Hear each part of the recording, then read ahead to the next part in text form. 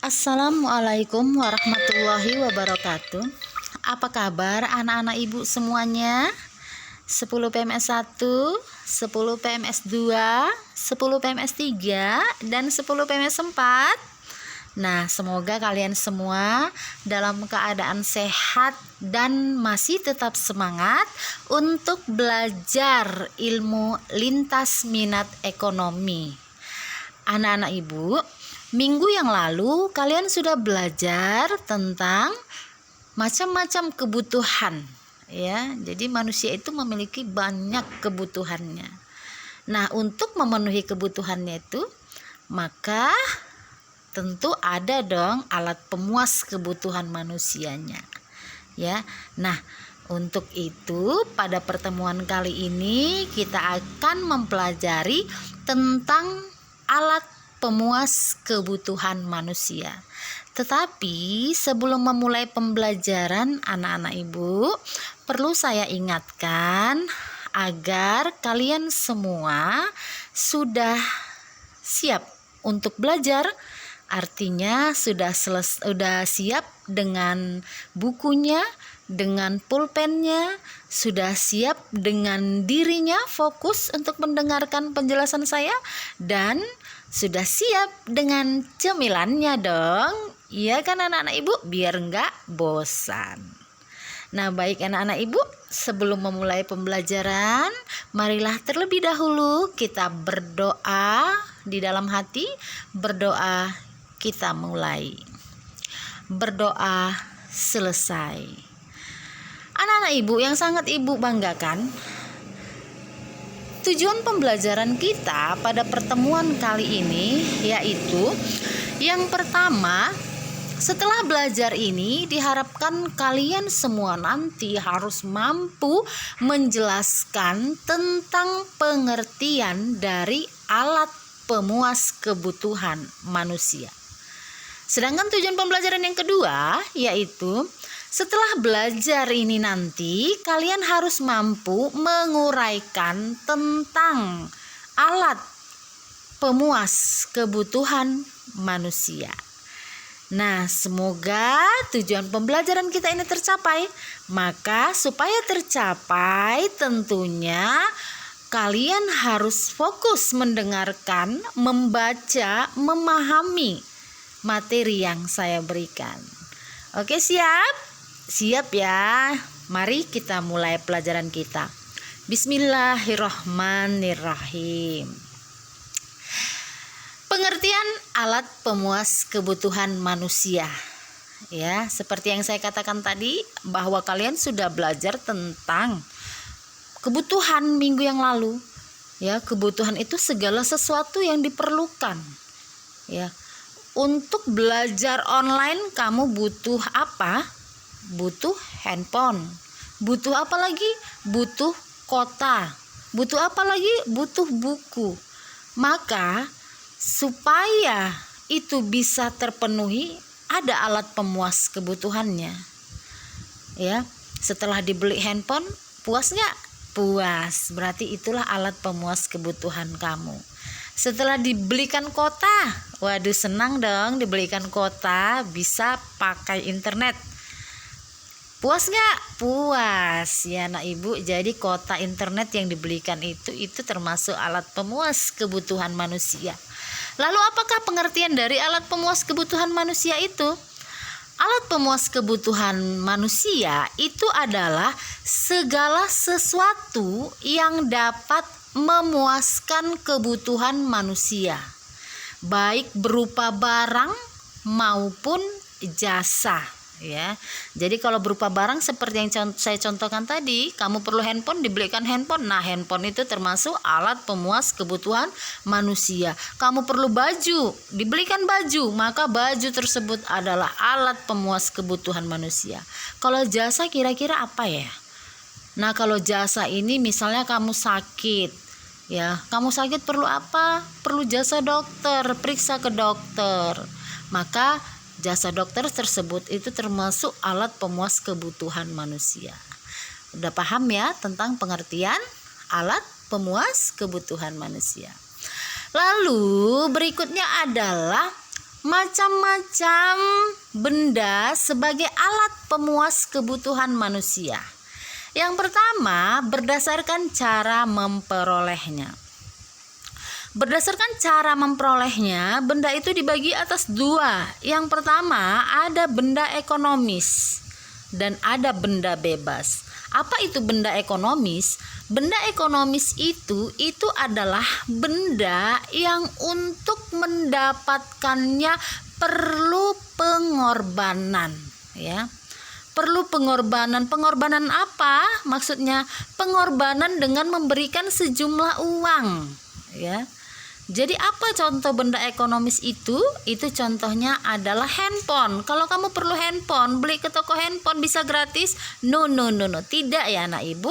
Tentunya kamu akan mengorbankan sejumlah uangmu, memberikannya kepada toko handphone, lalu toko handphone akan memberikan handphone kepadamu.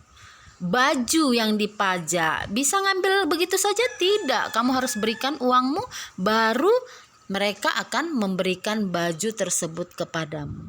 Nah, itu termasuk semua benda ekonomis. Lalu yang kedua ada benda bebas. Benda bebas ini adalah lawan dari benda ekonomis. Benda bebas ini adalah benda yang untuk mendapatkannya atau memperolehnya tidak membutuhkan pengorbanan karena sudah tersedia di alam. Contohnya adalah udara. Jadi kalau pagi-pagi hari menghirup udara segar bayar?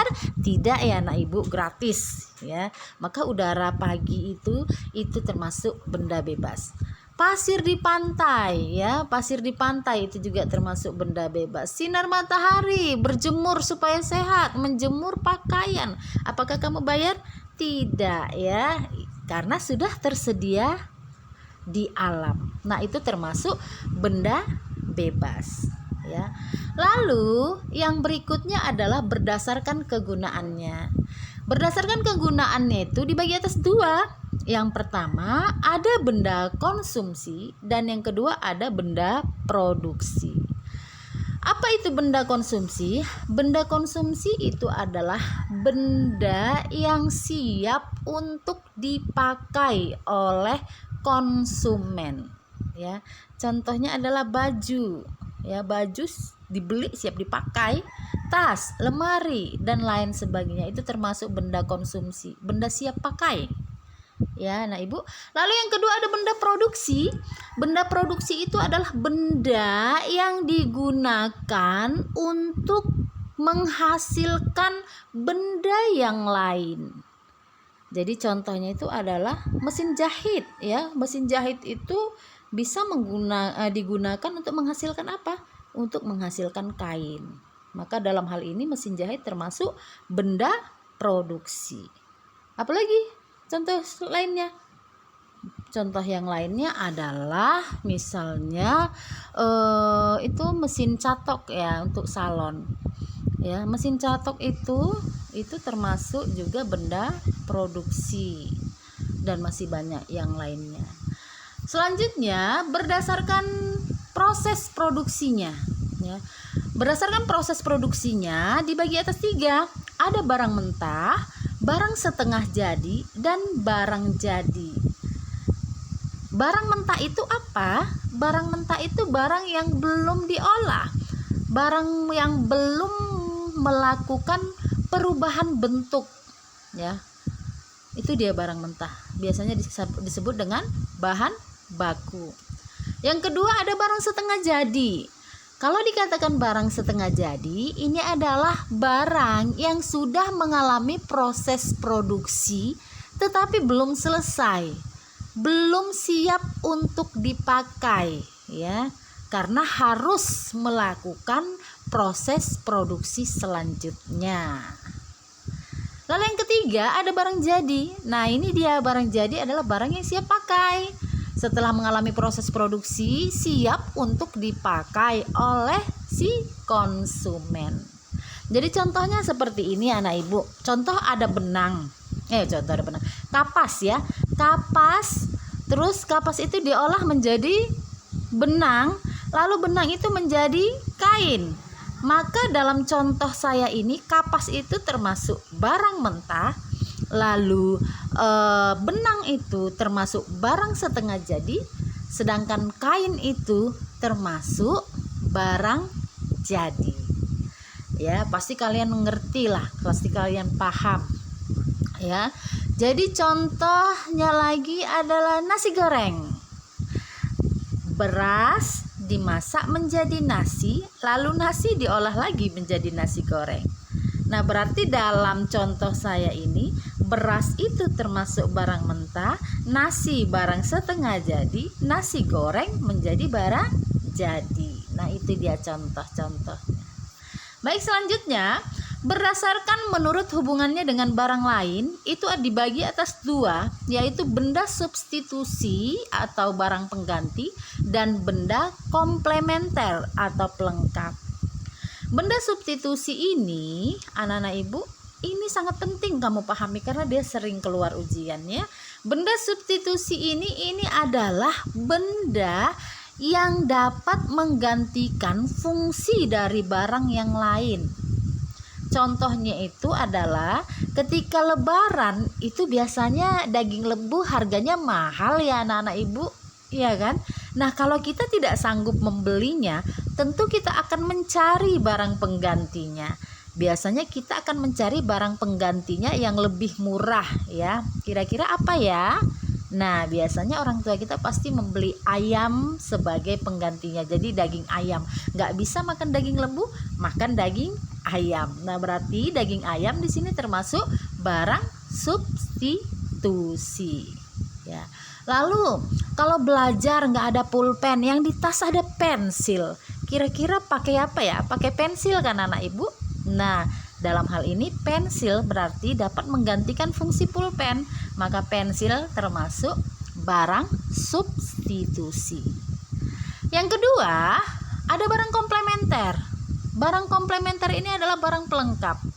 Artinya, barang itu bisa dirasakan manfaatnya ketika pemakaiannya disatukan dengan barang yang lain. Sekali lagi, barang komplementer itu barang yang melengkapi. Artinya barang tersebut bisa kita rasakan manfaatnya ketika digabungkan dengan barang yang lain. Ya, contohnya itu adalah pulpen dengan tinta. Pulpen itu bisa kita pakai ketika ada tintanya. Maka pulpen dan tinta itu termasuk barang komplementer. Lalu contoh berikutnya adalah kompor dan gas. Kalau nggak ada gas, kompor bisa bermanfaat nggak? Nggak kan anak ibu? Maka dia harus digabungkan dulu gas dengan kompor, baru bisa bermanfaat. Maka kompor dan gas itu termasuk barang komplementer.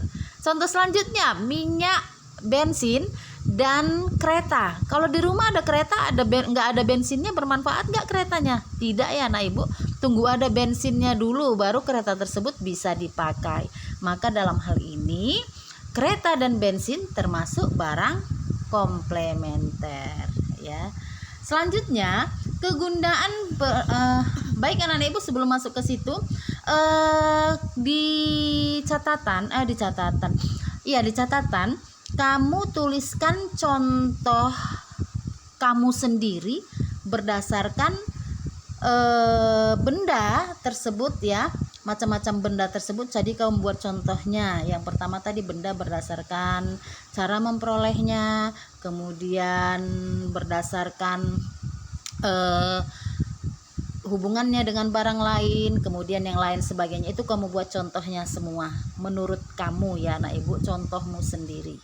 Oke, baik, kita lanjut sedikit lagi. Kegunaan benda pemuas kebutuhan. Ada 4 kegunaan benda. Yang pertama kegunaan bentuk atau form utility. Yang kedua kegunaan tempat atau place utility. Dan yang ketiga kegunaan waktu atau time utility. Dan yang keempat ada kegunaan kepemilikan atau ownership utility. Apa itu kegunaan bentuk? Kegunaan waktu. Kegunaan waktu itu artinya kegunaan suatu benda akan bertambah jika dipakai pada waktu yang tepat dan sesuai dengan manfaat benda tersebut. Jadi contohnya adalah payung. Payung itu akan bermanfaat ketika waktu hujan ya. Jaket itu akan bermanfaat ketika waktu dingin ya. Kacamata itu akan bermanfaat ketika waktu panas. Berarti payung, jaket, dan kacamata itu termasuk benda berdasarkan kegunaan waktunya. Lalu yang berikutnya adalah kegunaan tempat. Kegunaan tempat itu adalah pertambahan kegunaan benda karena dipindahkan dari satu tempat ke tempat lain. Misalnya adalah pasir. Pasir di pantai itu kurang bermanfaat ya anak ibu, kurang berguna. Tetapi ketika dipindahkan ke Panglong, maka pasir tersebut akan lebih ekonomis, akan lebih mahal harganya. Ya. Lalu kapal laut itu lebih bermanfaat di laut dibandingkan di darat, ya kan? Lalu astronot itu, baju astronot itu bermanfaat nggak kau pakai di rumah? Tidak ya, baju astronot itu akan lebih bermanfaat ketika berada di bulan. Nah, maka itu termasuk kegunaan berdasarkan tempatnya. Yang ketiga, kegunaan bentuk. Kegunaan bentuk itu adalah peningkatan kegunaan dari suatu benda yang disebabkan perubahan bentuknya. Contohnya adalah kayu. Kayu itu akan lebih bermanfaat, akan lebih berguna ketika sudah diolah menjadi kursi, menjadi lemari, ataupun menjadi tempat tidur. Ya. Lalu bambu itu kan lebih bermanfaat, lebih berguna, lebih ekonomis ketika sudah dirubah menjadi pagar. Ya.